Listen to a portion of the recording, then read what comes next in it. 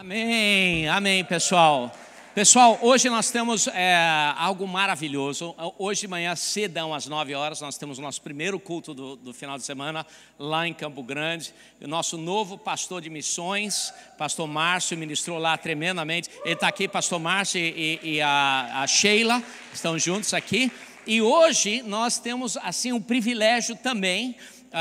Um novo pastor aqui, que não é tão novo, né? Ele foi o pastor que fundou a nossa ILAN lá em Juiz de Fora. Pastor Rafael e Renata estão aqui.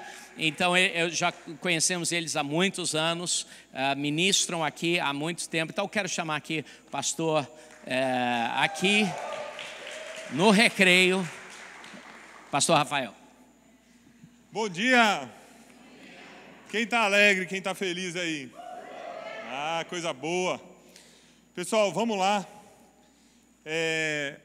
Abra a sua Bíblia aí em Neemias, capítulo 1. Uma alegria muito grande estar pregando aqui, começar hoje, né? Nessa nova jornada que a gente está aqui no Rio de Janeiro. Ainda mais começar pregando sobre Neemias, que é o meu segundo favorito na Bíblia. Jesus nem compete, né? Jesus é o primeiro de todo mundo. O meu primeiro na competição é José e depois é Neemias. Então, começar falando de Neemias aqui é uma alegria muito grande. Antes da gente falar, eu queria chamar a atenção de vocês que o livro Implacável, que está à venda ali atrás, que é à venda na nossa editora, ele tem tudo a ver com essa série. É um livro que vai te ajudar a não apenas existir, não apenas sobreviver. Né? Nós, como cristãos, a gente tem que fazer a diferença nesse mundo, como a gente vai ver que Neemias fez, e nesse livro aqui você vai ter mais conselhos práticos aí, para você fazer a diferença. Amém? Todo mundo abriu aí? Neemias 1, versículo 3, diz assim: E eles me responderam: aqueles que sobreviveram ao cativeiro e estão lá na província, passam por grande sofrimento e humilhação. O muro de Jerusalém foi derrubado e as suas portas foram destruídas pelo fogo. Pulando para o capítulo 2, versículo 3, eu disse ao rei, que o rei viva para sempre: como não estaria triste o meu rosto, se a cidade em que estão sepultados os meus pais está em ruínas e as suas portas foram destruídas pelo fogo? O rei me disse: o que gostaria de pedir? Então orei ao Deus dos céus e respondi ao rei: se for do agrado do rei, e se o seu servo puder contar com sua benevolência, que ele me deixe ir à cidade onde meus pais estão enterrados, em Judá, para que eu possa reconstruí-la. Pulando para Neemias 6, versículo 15. O muro ficou pronto no 25º dia de Elul, em 52 dias. Quem conhece a história de Neemias aí já? Eu fiz um resumão, né? Um resumão a jato da história. Ele recebeu a notícia que a cidade estava destruída, os muros, se lamentou, pediu ao rei para ele poder ir lá, e ele foi. Em 52 dias o muro estava de pé. Essa história, estudando ela de novo agora, me lembrou de uma história. Quando eu tinha 10 anos de idade, os meus pais foram mudar de casa. E meus pais, a gente morava num apartamento no centro da cidade, lá em Belo Horizonte, aqueles apartamentos enormes, enormes, cada cômodo gigante, cheio de armário, cheio de coisa. E aí a gente teve que mudar de lá e foi para um apartamento já estilo mais novo, né? Que os quartos não são tão grandes, não tem tanto armário. E eu lembro que minha mãe ficou desesperada. Ela ficou completamente louca, assim, porque ela falou: não vai caber nada, ai meu Deus, nossos móveis, as nossas coisas não vão caber e tal. Aí o que ela fez? Ela me pegou e me mandou para a casa de um amigo meu durante o final de semana. Ela falou assim: ó, fica lá. Mandou meu irmão para a casa do outro amigo dele, falou: ó, fica lá e vocês voltam domingo à noite, já vai estar tudo pronto. E aí eu cheguei domingo à noite e estava tudo pronto no apartamento novo. Eu falei: gente, mas por que minha mãe ficou tão preocupada? Foi tão fácil. Só que eu não vi tudo que ela sofreu, né? Os machucados que ela teve ali de carregar as coisas, de guardar tudo, o trabalhão que ela teve para guardar tudo, para fazer tudo. Foi mais ou menos igual essa história que eu falei para vocês, né?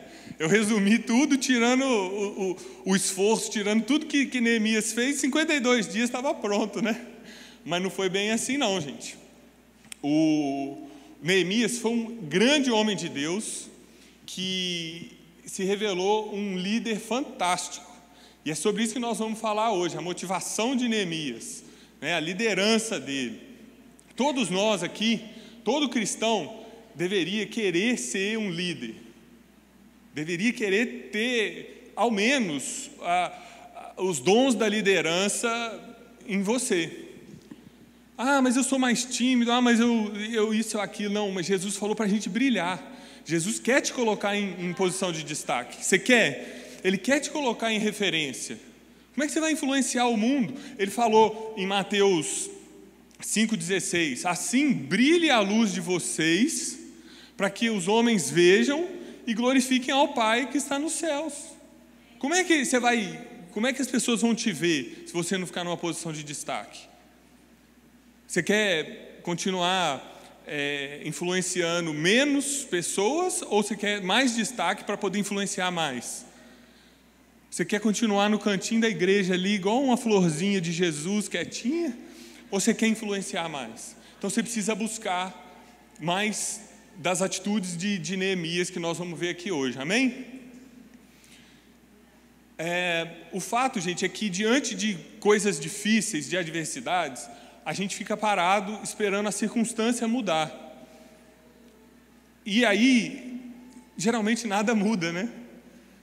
O tempo não resolve nada, igual aquela frase diz.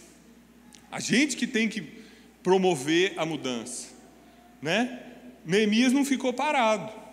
Neemias estava diante de uma circunstância absurda, os muros da cidade dele lá estavam derrubados, e ele estava longe, ele estava 1.600 quilômetros de distância. Mas aí o que aconteceu? Ele foi e agiu. Então hoje nós vamos ver aqui rapidamente 4 pontos que eu tirei aqui da liderança de Neemias, para a gente fazer na nossa vida, para a gente se atentar e botar em prática, amém? Então tá bom. Primeira questão aqui de Neemias: líderes assumem dificuldades. Líder não espera alguém falar assim: olha, tem um problema, mas tem a solução aqui também, bota em prática, por favor. Esse não é o líder. O líder é quem passou a solução, né? Não é quem recebe tudo pronto e simplesmente executa. Esse é um operador, um executor. O que Neemias fez? Ele ouviu, o irmão dele chegou lá e ele falou: e aí, como é que está a cidade? Não foi o irmão dele que veio trazendo notícia, não, ele que quis saber. Aí o irmão dele falou, igual a gente leu ali: está tudo em ruínas, o muro caiu, pegou fogo, está tudo errado. Um monte de gente morreu e tudo mais. Aí ele era copeiro do rei nessa época. Vocês sabem quem que era o copeiro do rei, gente? Era o funcionário da mais alta confiança do rei. Era aquele cara que provava a bebida do rei para ver se não estava envenenada. Aí ele chegou na presença do rei, o rei falou assim: você está esquisito, você nunca ficou triste? O que você tem no seu coração aí agora? Olha só que testemunho, né? Aí ele falou: olha, minha cidade está arrasada, a cidade onde os meus pais estão enterrados não tem mais nada, o muro caiu. E o rei falou: então bom, o que você quer? Aí ele teve ousadia, falou assim: eu quero ir lá consertar esses muros. Combinou um prazo com o rei falou assim: beleza, pode ir lá. Aí ele falou assim: tá bom, mas me dá também cartas aí para eu poder passar pelo meio do caminho, para os reis, para os governantes me ajudarem com madeira também e tudo mais. Eu quero o seu favor por completo. Ele podia ficar assim: ai, mas eu não vou conseguir passar, sabe? E assim, eu não sei o caminho, e onde que eu vou arrumar madeira? Ele já chegou com solução para o rei, e foi ousado de falar assim: eu quero contar com a sua benevolência, vai, me dá. Aí o rei falou assim: tudo bem, pode ir lá.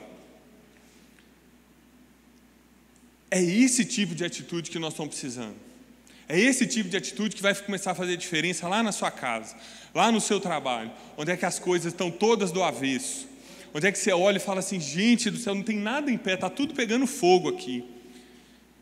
Aí nessa hora geralmente a gente pensa assim: o pastor podia vir aqui hoje, né?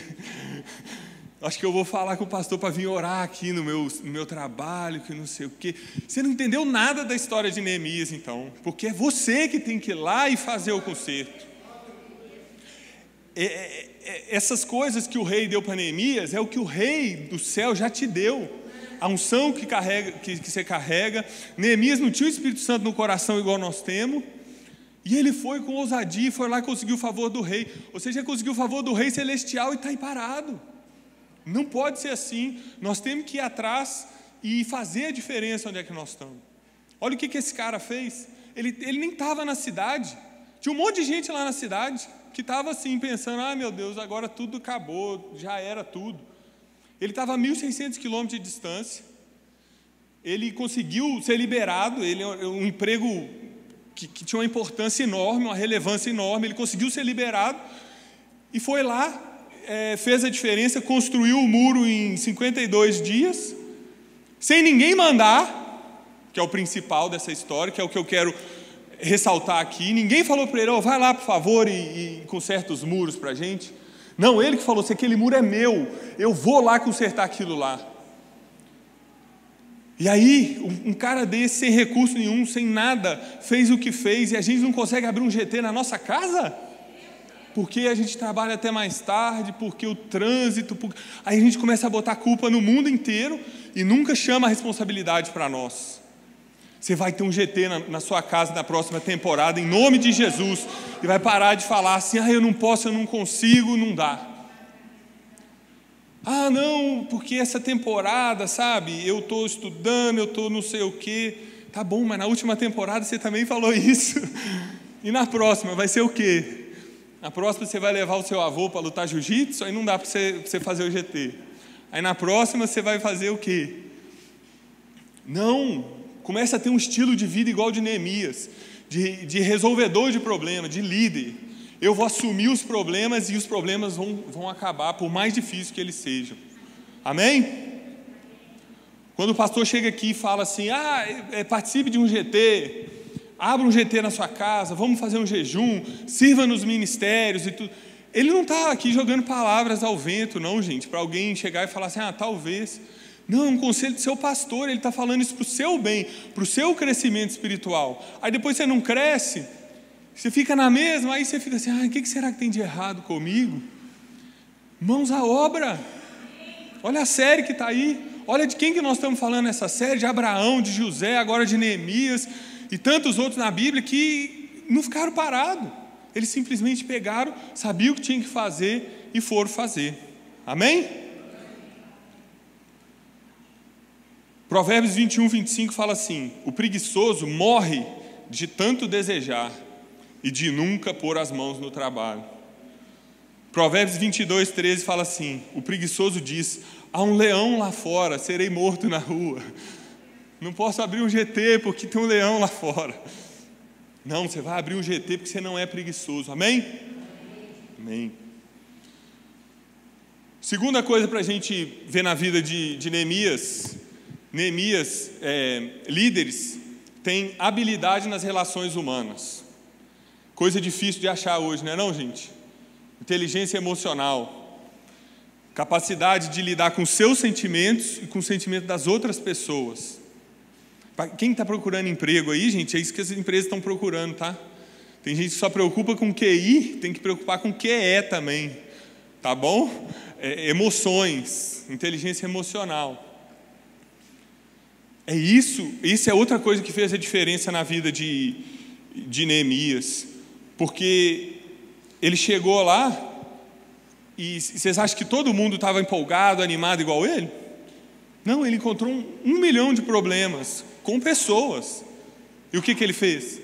Resolveu todos. Por quê? Porque ele assumiu, ele falou assim, isso aqui é problema para mim resolver, e eu vou resolver. Não é esse tipo de problema e qualquer outro tipo de problema que vai me parar, não. Quando ele, antes de ir, quando ele soube da notícia, ele foi orar e ele se incluiu na oração. Deus, perdoa o nosso pecado, orando pela cidade, lá ele falou assim, perdoa o nosso pecado. Não é o pecado daquele povo que pecou e aí a cidade está em ruínas porque eles são... Não, é o nosso pecado, nos perdoa a nossa iniquidade, Senhor. Olha a inteligência emocional do cara. Não quer ficar esquivando da responsabilidade. Não, porque eles estragaram, eu vou lá consertar, né? Ninguém quer ouvir esse tipo de coisa, gente. As pessoas querem ouvir argumentos de compaixão e de resolução de problemas. Ninguém quer ouvir que o problema é seu, então tá bom, né? Eu vou te ajudar. Eu avisei. Não, as pessoas querem ouvir isso. Vamos lá, o problema também é meu. O Senhor perdoa os nossos pecados e fortalece as nossas mãos, que nós vamos resolver esse problema que tem para resolver. Líderes têm capacidade de avaliar as coisas de uma forma como ninguém mais avalia. O mundo avalia jogando a responsabilidade para o lado. Os líderes assumem. O rei, igual eu falei, o rei perguntou por que ele... o rei achou estranho e falou: você está triste? Você nunca esteve triste na minha presença? O cara trabalhava diretamente com o rei, gente. A pessoa mais importante ali. O rei chega e fala: você nunca esteve triste na minha presença? Será que se eu ligar para a sua família, será que se eu ligar para o seu chefe, ele vai conseguir me dar exemplos fáceis de chiliques que você está dando lá? Ai, hoje eu bati o dedinho no móvel, ai, meu dia acabou. Será que ele vai conseguir fácil, ou ele vai falar igual o rei, assim: esse cara aqui não tem tempo ruim com ele não, tudo ele está feliz, tudo ele está alegre, tudo ele tem uma visão positiva da coisa, otimista.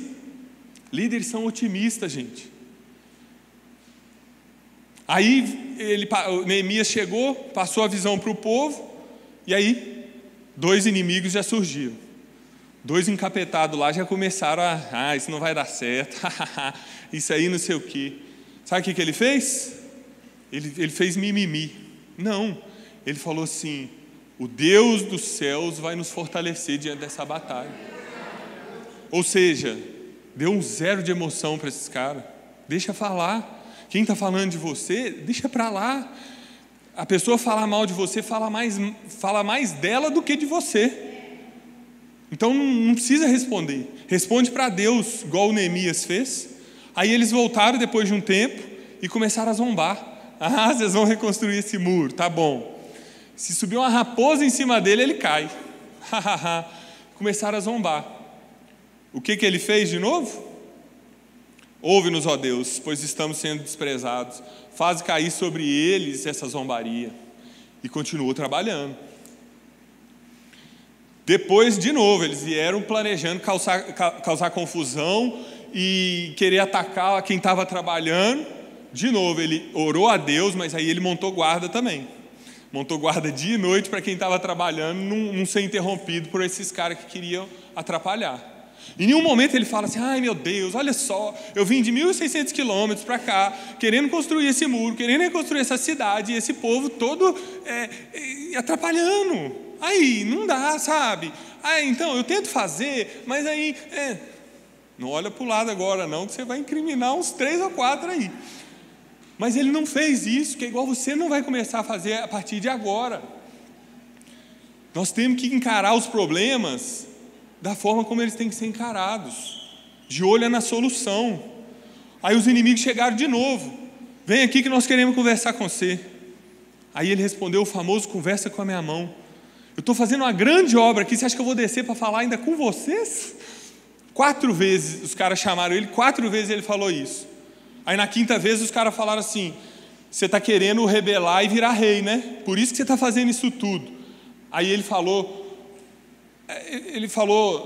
na linguagem de hoje, a frase que o missionário Donald Trump ensinou para a gente: you are fake news. Ele falou assim: não existe nada disso que está acontecendo. Nada disso, vocês estão inventando, é pura invenção suas. E continuou trabalhando, gente. Isso fala para a gente como que a gente tem que lidar nas relações humanas. Ao que faz sentido, você responde.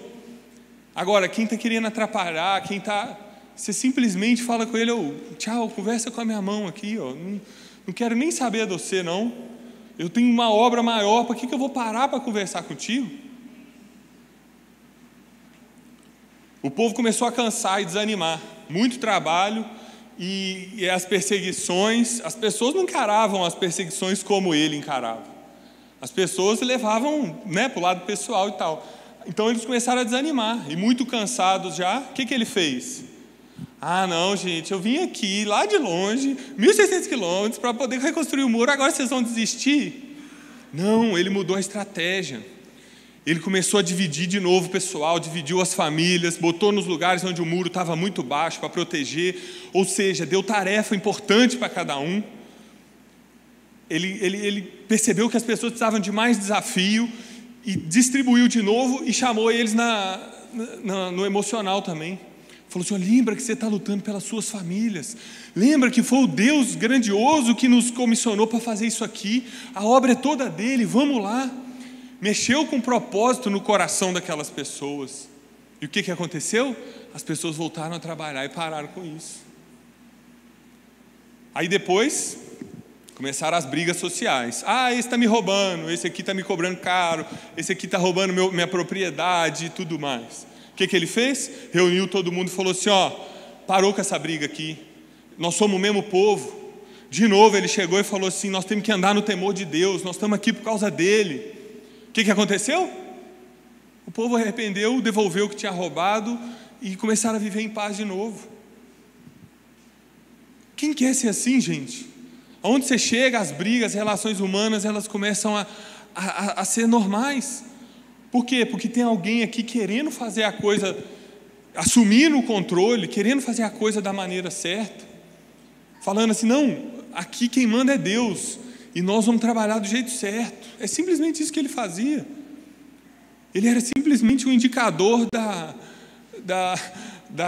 de Deus, do que tinha que ser feito, do que era prioridade, desfazendo as injustiças e não levando nada para o pessoal. Gente, vamos aqui em direção ao objetivo. E as pessoas seguiam ele, iam atrás.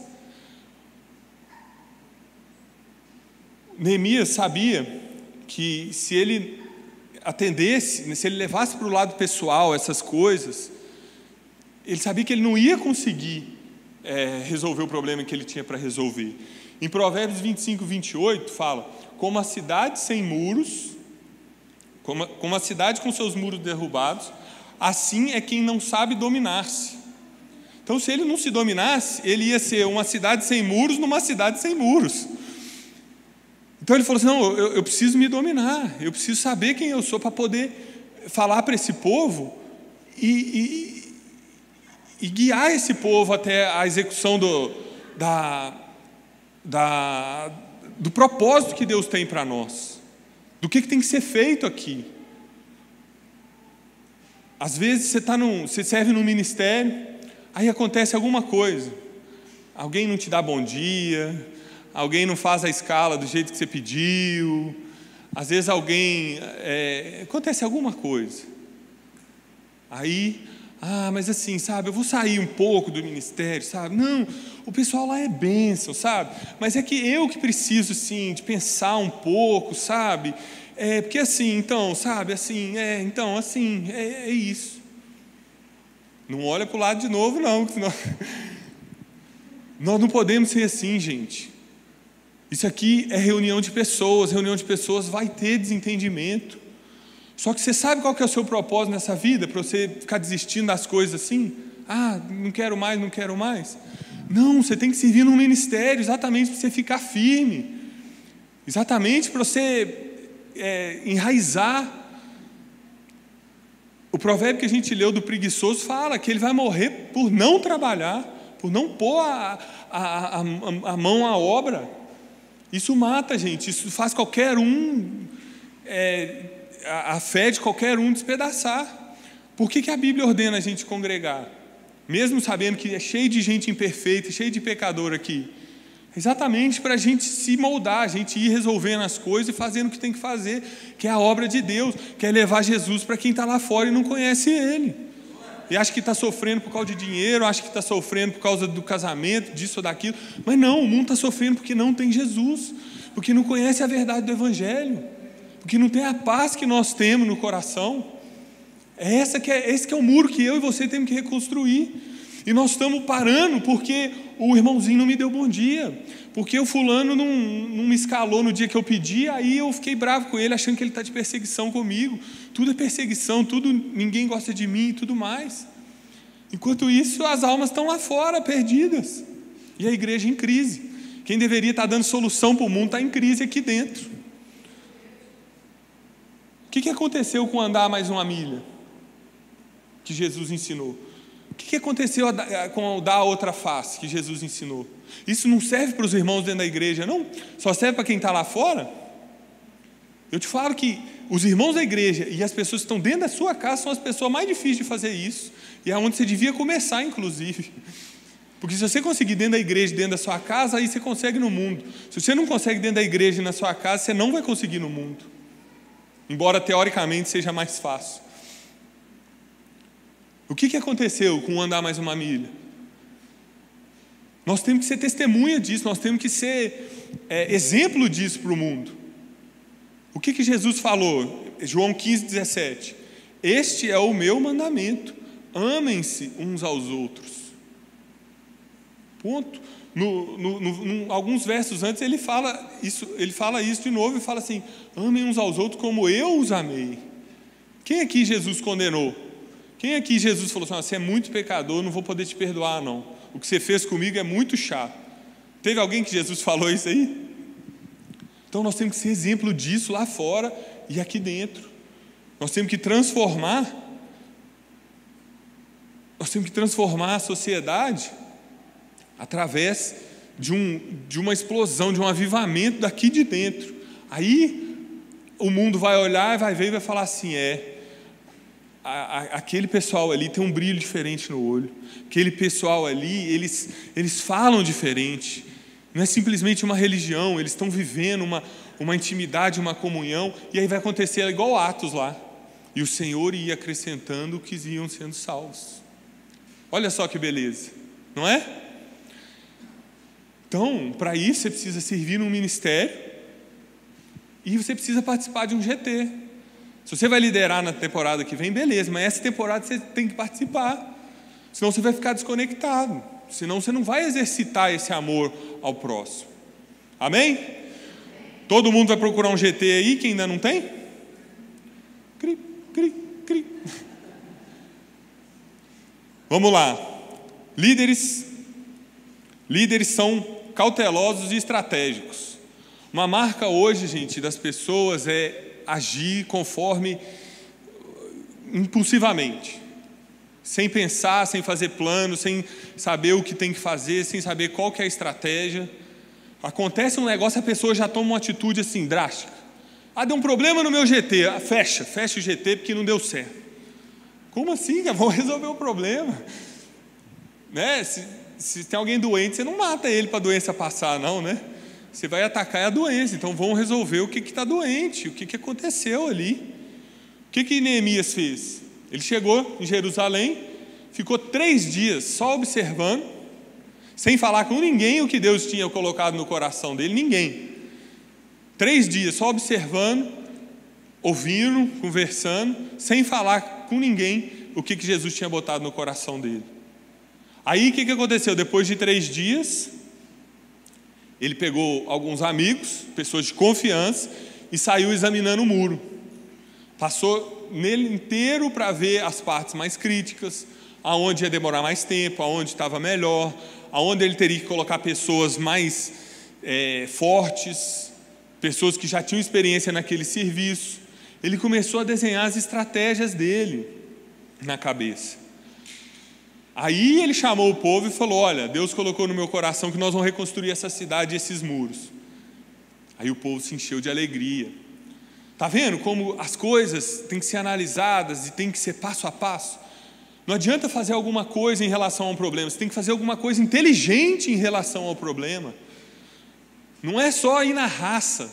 Raça, gente, ajuda bastante, né? O seu time, quando está jogando lá aos 49 do segundo tempo, precisa fazer um gol, é raça mesmo, vai até o goleiro lá para a área e vamos embora. Se tomar mais um, não interessa, né? Vai perder de qualquer jeito. Mas na nossa vida, gente, diante de problemas, nós temos que ser inteligentes, nós temos que traçar as estratégias. Ele colocou, por causa dos inimigos, né, o pessoal vindo encher a paciência de quem estava trabalhando, ele colocou o pessoal trabalhando armado. Era a colher de pedreiro numa mão e a espada na outra. Vinha alguma coisa, algum ataque, tinha alguém para tocar uma trombeta e todo mundo se reunia onde é que estava a trombeta. Para quê? Para lutar junto. Então, não adianta só ir na raça e tudo mais, se você não tiver atitudes inteligentes. Como que você vai aprender a ser uma pessoa estratégica, uma pessoa inteligente, adquirindo conhecimento? Você já fez os cursos que a igreja oferece para você? Tem o clique aí todo domingo. Essa igreja parece uma faculdade, tanto curso que tem, toda hora eu estou chegando de volta, toda hora é o curso tal, curso isso, curso aquilo. Você já fez? Não, é porque... Não, gente, tem que fazer. O clique está aí para formar vocês, para dar direção, para dar ideias, para ajudar vocês a manusear a palavra de Deus. Mas aí, não, mas não dá, não foi, não deu. Vamos resolver o problema agora? Faz um curso, corre atrás da solução, corre atrás do que você precisa para entender qual que é a maneira mais inteligente de você resolver seu problema. Porque senão vai ficar só nessa. Vem uma dificuldade, você fala, muito difícil, as circunstâncias não estão boas, então eu vou voltar, então eu vou parar. Não, está na hora de você falar assim, não, eu tenho capacidade, eu tenho Espírito Santo dentro de mim, eu vou passar por esses problemas, eu vou chegar onde que eu tenho que chegar, onde Deus quer que eu chegue, porque Ele mesmo já colocou tudo dentro de mim para eu fazer isso. Agora só falta atitude. Ninguém vai pegar no seu braço e fazer assim, resolve seus problemas. Não, ninguém fez isso com Neemias e não vai fazer com você. Ninguém fez isso com nenhum grande homem da Bíblia. Todos eles sabiam o que eles tinham que fazer, qual que era o problema deles e fizeram. Simplesmente colocaram em prática. Não adianta ter só o conhecimento e a habilidade, tem que ter atitude. Mas também, antes tem que ter o conhecimento, tem que ter a estratégia. Porque senão, como é que você vai resolver as coisas? É preciso, gente, fazer aquelas formações que a igreja te coloca à disposição. Não é simplesmente uma oportunidade. Se o pastor da nossa igreja criou o curso, é para a gente fazer. Ele não obriga, porque não faz sentido obrigar. Mas, de fato, é uma coisa que ele recomenda altamente. Ou seja, quem vai ser beneficiado? Ele. Ele já fez, ele criou o curso. Somos nós. Mas a gente trata como opcional. Quando der, quando rolar eu vou. Afinal de contas, chegar domingo mais cedo na igreja é complicado. Não, gente, tem que investir. O que na sua vida que foi legal e você não investiu tempo e dinheiro? Fala uma coisa na sua vida que você não teve que investir tempo e dinheiro para conquistar. Você está pensando no seu relacionamento, né?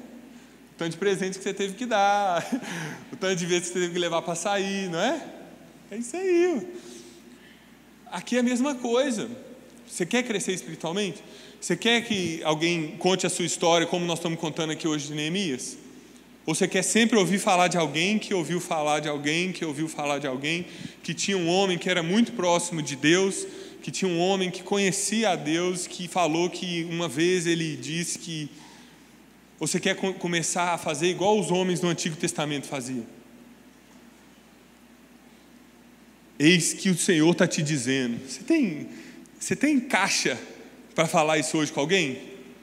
Trombando na rua, fala assim, eis que o Senhor te diz para você arrepender e não sei o que, não sei o que.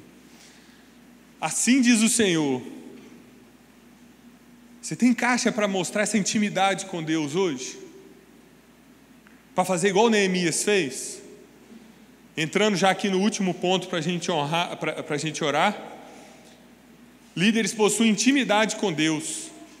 Pega o seu livro, pega a sua Bíblia e lê Neemias aí e vê se tem lá assim. E Deus falou a Neemias: Neemias, vá, seja forte e corajoso, igual ele falou com Josué. Pergunta lê lá para ver se Deus falou assim com Neemias. Eu creio que ele falou, mas Neemias nem relatou. Porque para Neemias a intimidade com Deus era uma coisa tão normal que ele nem conta.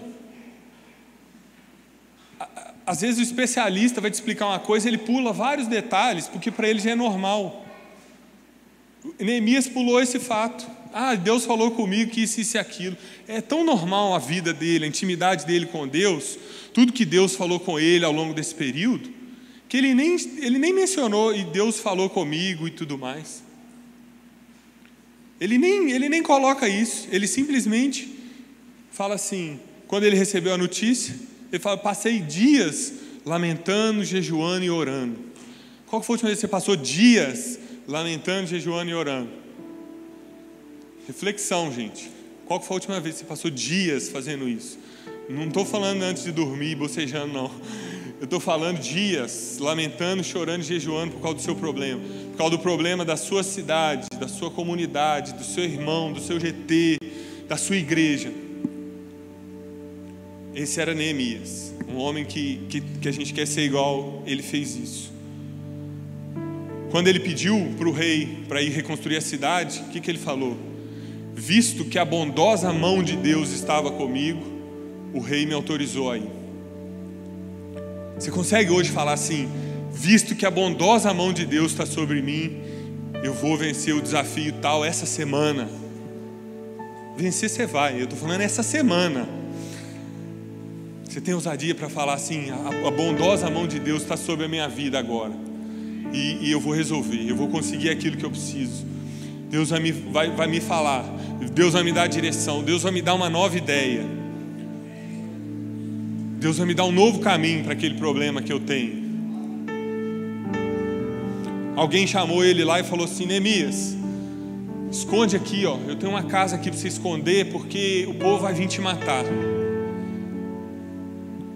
Aí, às vezes qualquer um de nós correria para dentro, para depois perguntar: quem quer me matar? O que está acontecendo?